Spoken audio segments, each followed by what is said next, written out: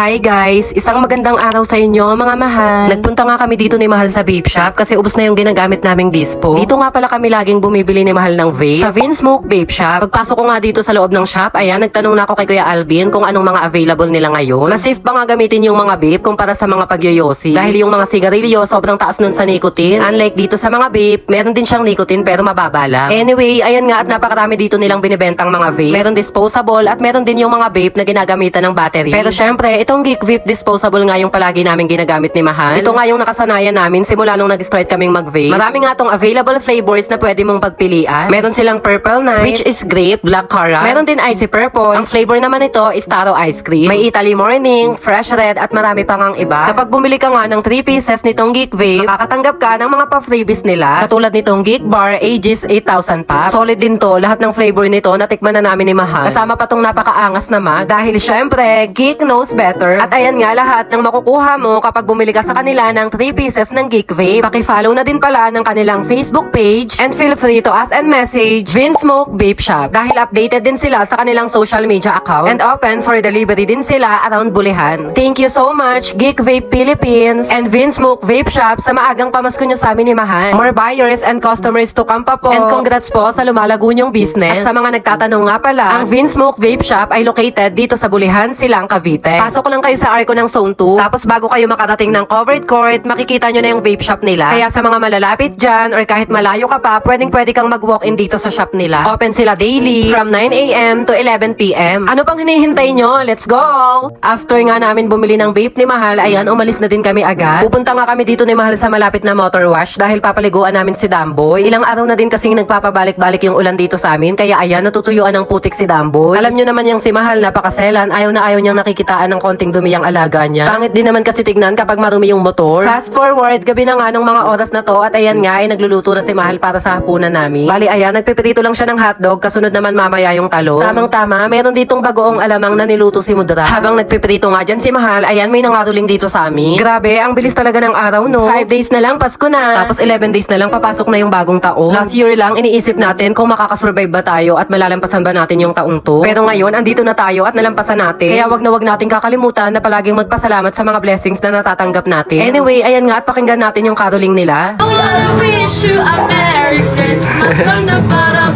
of my heart.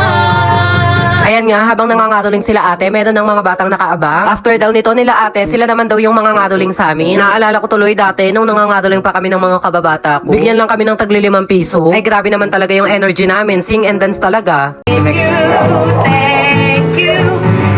you very much. God bless. Thank you po.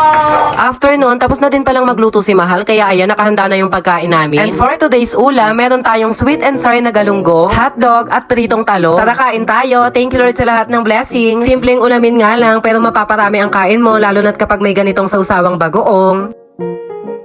Anyway guys, paki-comment nga dyan sa baba kung anong wishlist mo ngayong Pasko. Huwag mo na din kalimutang i-share ang video na to dahil mamimili kami ni Mahal ng mabibigyan ng aginaldo ngayong Pasko at tutuparin namin yung wishlist mo. Let's go! And yun lang muna for today's video. Maraming salamat sa inyong panonood. God bless!